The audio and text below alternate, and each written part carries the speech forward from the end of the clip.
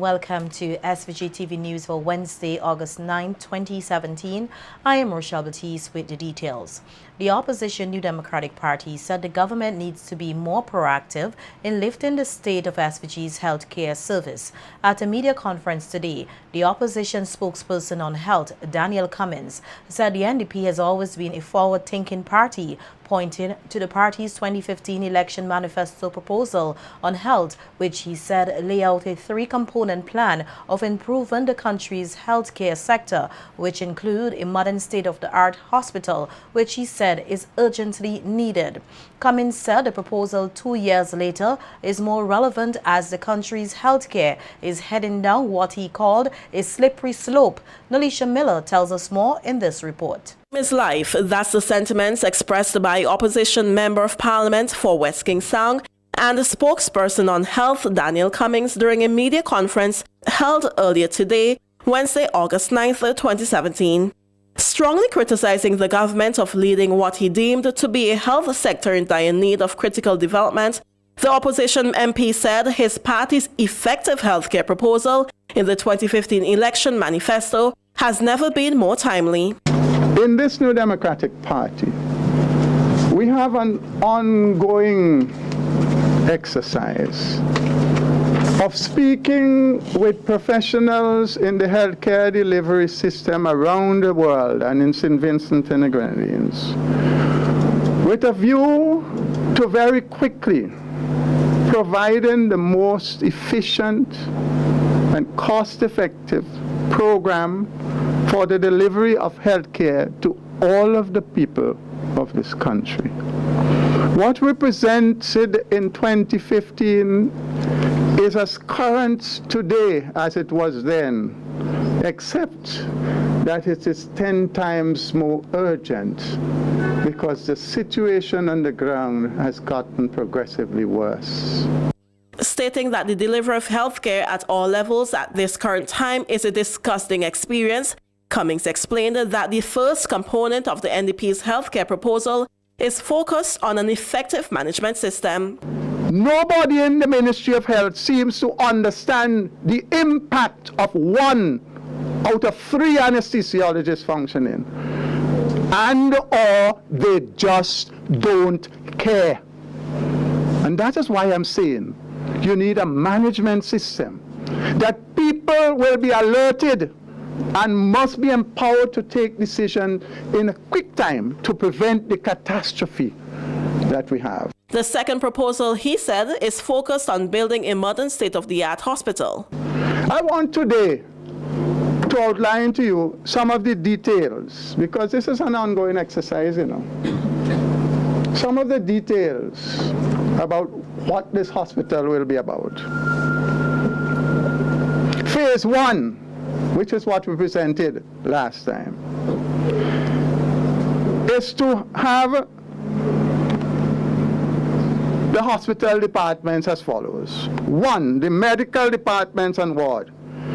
Emergency unit. This includes general surgery unit, orthopedics, children's surgery, ophthalmic surgery, and ear, nose, and throat surgery.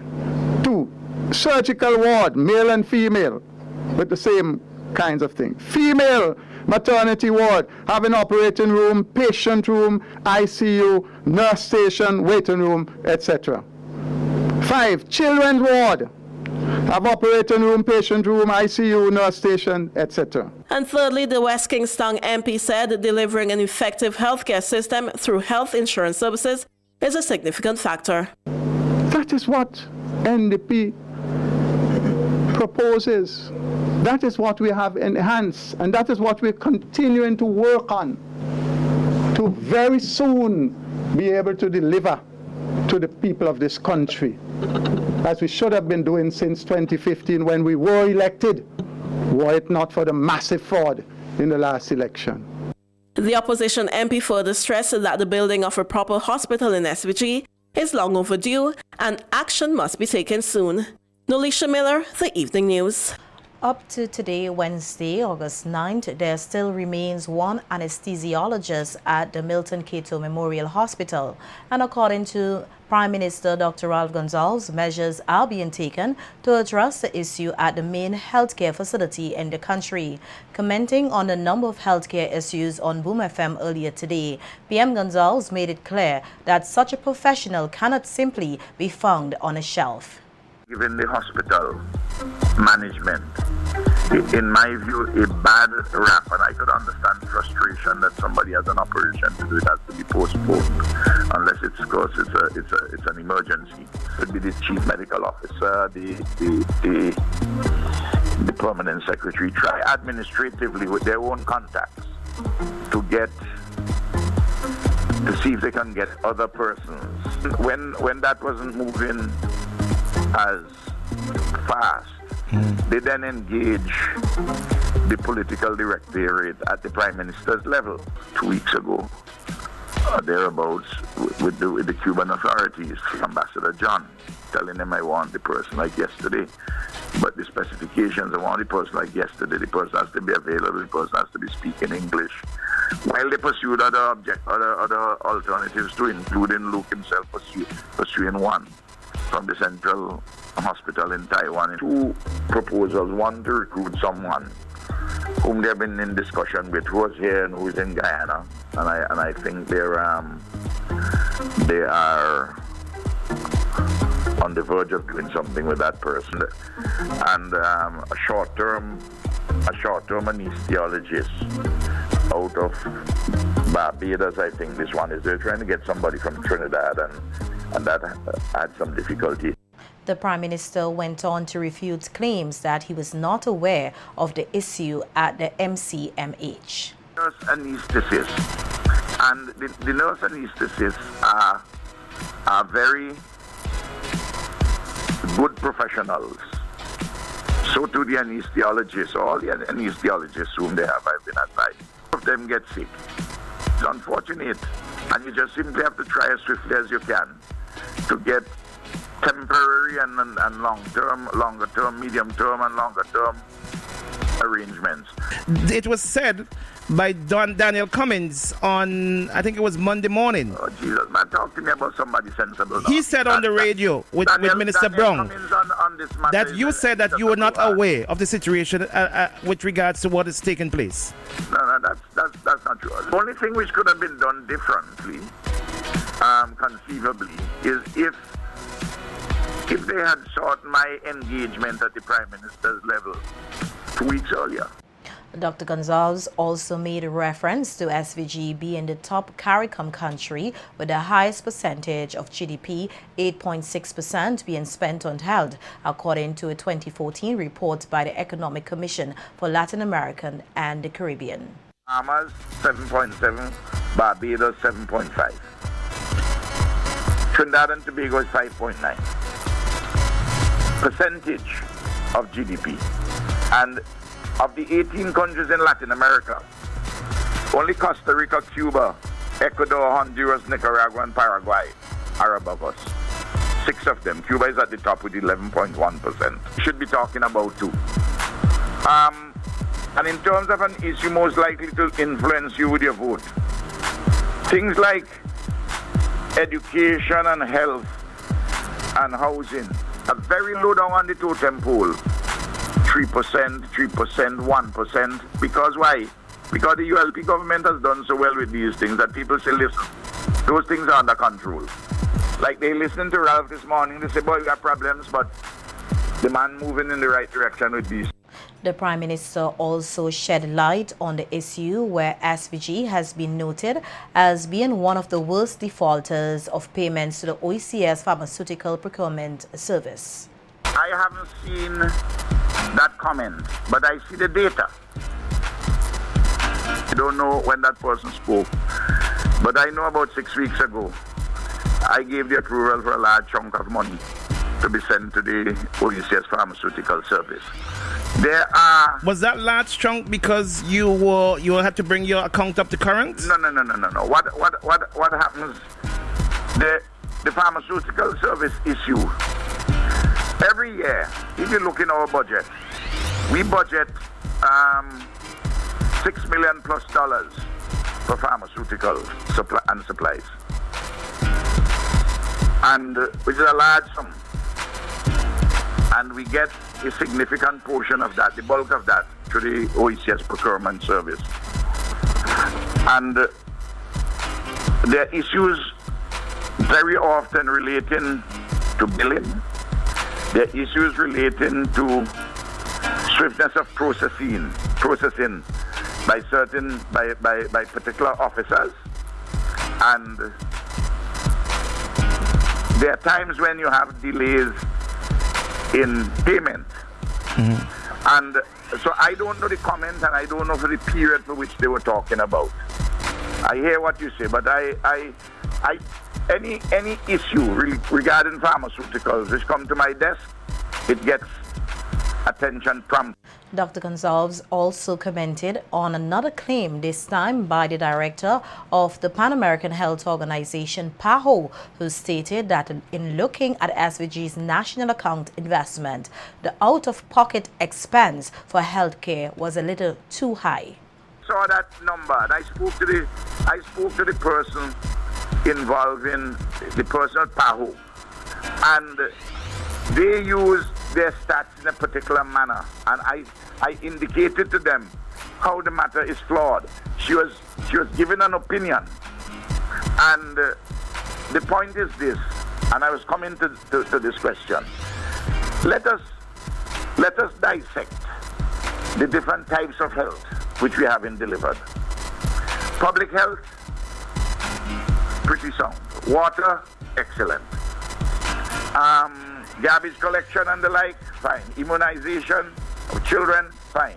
Dietary situation, good. Of course, in every case, you can be better, you know. I'm just primary health care across the 39 clinics and the rural hospitals, and what we do at the Kingston Clinic, pretty good. The bulk of secondary health care, fine. Where we begin to have some difficulties is in aspects of tertiary health care and in certain areas of critical care.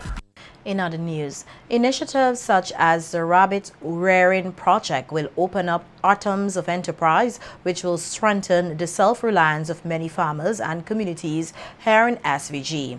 That's according to Chief Agricultural Officer Ashley Kane, as he spoke at the closing ceremony of the Enhanced Capacity for Food Security through Rabbit Rearing Project at the Chumuka, Ontario Secondary School on Tuesday, where several farmers received rabbits for their farms. Kane said the project's objectives are to ensure the food and nutrition security of vulnerable households, as well as to provide a platform for economic self-reliance. He expressed hope that a project in Chumuka will be the first of similar projects to be undertaken in other communities across the country. To contribute to food and nutrition security, and secondly, to provide alternative livelihood opportunities. Who would lift up an atom of space so that a child would dream? And I'm hoping that through this initiative, through the hard work that would go into it, that we will be successful. And when we add to it the blessings of the Almighty, who says to us, ask in my name whatever you wish, and it will be granted. I am satisfied that with those principles in this community, what is started here today can resonate and be strong and be a basis and be a model for others across St. Vincent and the Grenadines, the wider Caribbean, and the world. Kane said the project has the potential to go far, thus strengthening the entrepreneurial spirit among the nation's youth. And programs like these is what will allow us, real time, beyond the talk, to lift up atoms of enterprise in our communities so that a child would dream not of going to America necessarily, but would dream of being here in St. Vincent and the Grenadines, utilizing the landscapes and the culture and so on that we have. And that becomes a basis 100 years, 200, 300 years down the road. Somebody could look back and say, in a community, in this particular community, something happened or started on this day, which allowed the people of this community to be self-reliant, to be strong, to be purposed and purposeful in ensuring that these communities are very strong and The project manager of the Basic Needs Trust Fund, Kendall Sampson, said the entity was pleased to partner with the Ministry of Agriculture on such an initiative. Whilst highlighting the work done by the BNTF in other areas, Sampson pledged the continued support of the organization to the farmers of the Chimuka community. Stevens Senior Secondary at Culinary, we also just finished doing some renovative works, and we have just also equipped them with a literacy center. We also did work on the grammar school in Kingston. And right here in Rosal, we did some renovative work on the school, on the primary school, yeah. So as you see, the BNTF have been given quite a number of support to farmers and to farming communities throughout St. Vincent and the Grenadines. Now, I want to wish all the farmers here best of luck in their rabbit rearing. I know, of course, that the farmers here are serious in this venture. I've been told that they are now organizing themselves to form a rabbit corp, and they also have already secured market for their rabbit meat. So I want to wish you all the best, and rest assured that the BNTF would always be here to support whatever ventures you have in the future. The life and times of the late Oscar Allen will be celebrated here this weekend. The activities will kick off on Friday evening, August 11th, with a cultural wake at the Erlinghorn Square in Diamond. The wake will be preceded by a candlelight march from Diamond Gap, Sanssouci. Family and friends are asked to assemble at the Gap from 7 p.m., after which the march will proceed to the Erlinghorn Square. The celebration for the late community and social activists will continue on Saturday, August 12th, with a service of Thanksgiving at the Kingston Methodist Church. Singspiration and tributes will take place from 12 noon to be followed by the service at 1 p.m. Family and friends will proceed to Diamond thereafter, where a final community viewing of the body will take place at the Erlinghorn Square between 4 p.m. and 4:45 p.m. Allen will be laid to rest at the New Delphi Cemetery at Diamond Village.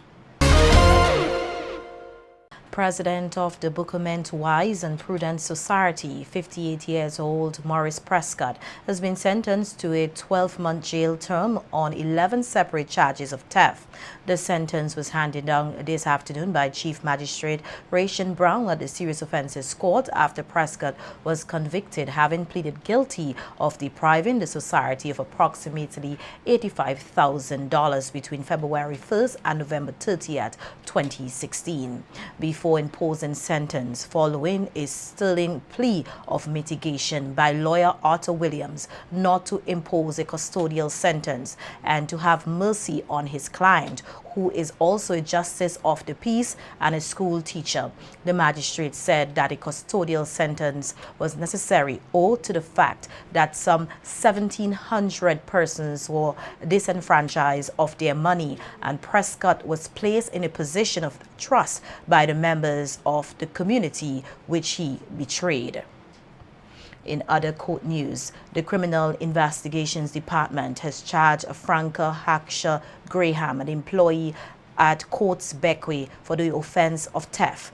Haksha Graham is accused of depriving the store of approximately $15,000 between May 8th and 13th, 2017. The South Rivers resident was escorted to the Serious Offences Court today before Chief Magistrate Ration Brown and maintained her innocence. Court prosecutor Elgin Richards did not object to bail, which was allowed in the sum of $20,000 with one surety. She was also ordered to surrender all travel documents to the court and to report to the Port Elizabeth Police Station on Mondays between 6 a.m. and 6 p.m. She is not to leave the state without the express permission of the court. The matter was adjourned and transferred to the Kingston Magistrate Court to be heard on October 23, 2017, before Senior Magistrate Bertie Pompey. In other news, the Mental Health Rehabilitation Center and the Louis Bonnet Home receive a much-needed boost from the Progressive Friends of SVG through a donation this week totaling over $2,500. Representative of the Progressive Friends of SVG, Rose Claire Charles, said one must never forget the mentally ill and the elderly among us. Okay, thank you, Nika, and I'm very happy to be here this morning to represent the Progressive Friends of St. Vincent and the Grenadines.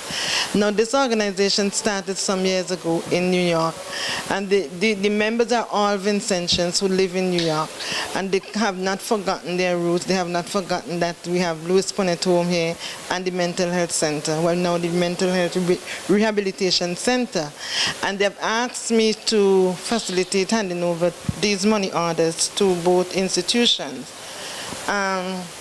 It's very good when people remember where they're from and what mental health is all about. And as Nika was saying, the mental health, people tend to forget about mental health and forget about the Louis Bonnet Home.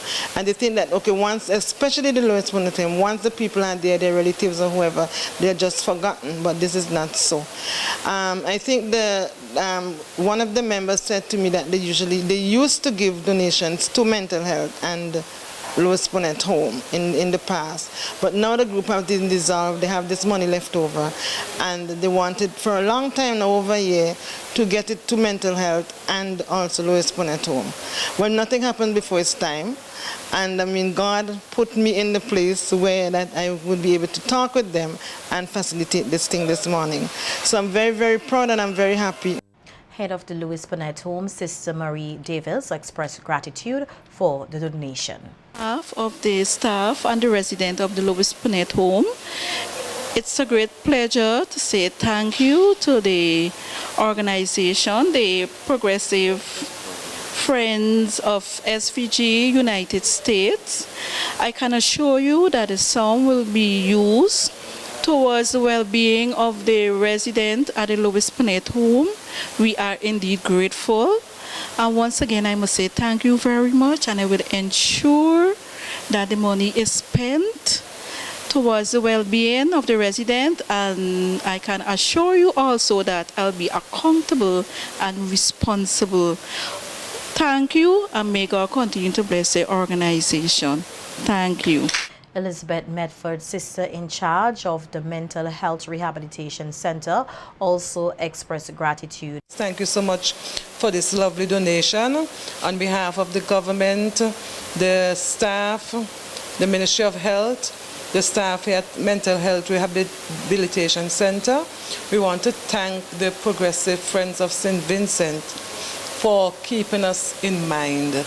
It is a very needful and timely donation. We have just moved back to the center, but we still have a lot of finishing things to do, and this is going to go a very long way to help us to accomplish the completion of the plans since we're back here. So we want to say thank you very much, and I pray that God will continue to bless this organization. Although it is dissolved, I know that they will still do what they can to help us, and we are ever so grateful. And we just want to say a very hearty thank you, and our prayers are with you, and God's blessing. Residents of the Cane Grove, Buckerment Bay area can expect to see greater efforts being made to develop their community by the United Returnees Association Corporation. Known for its work in the community over the past 11 years, the group is now seeking to establish an headquarters in the Cane Grove area so that they can have a more active role in the community.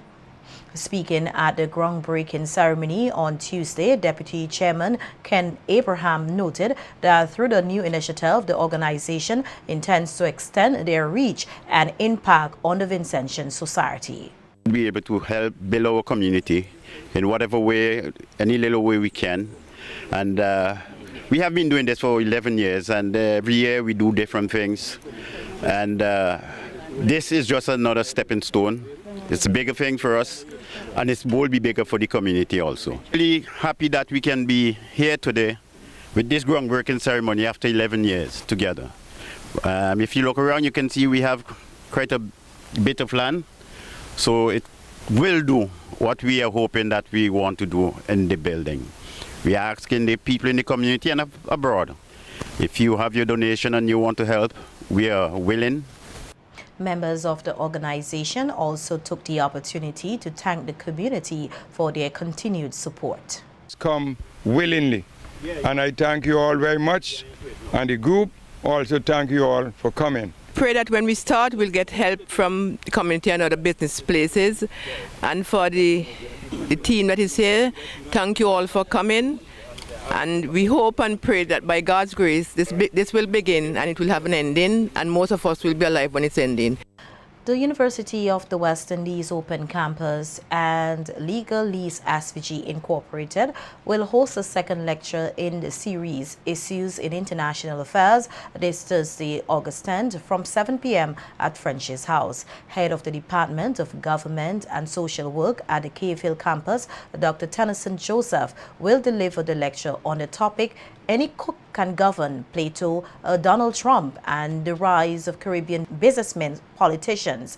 Dr. Joseph is a St. Lucian who currently resides in Barbados. Since 2003, he has been a lecturer in political science at the Cave Hill campus of the University of the West Indies, and he is presently serves as senior lecturer and head of the Department of Government and Social Work.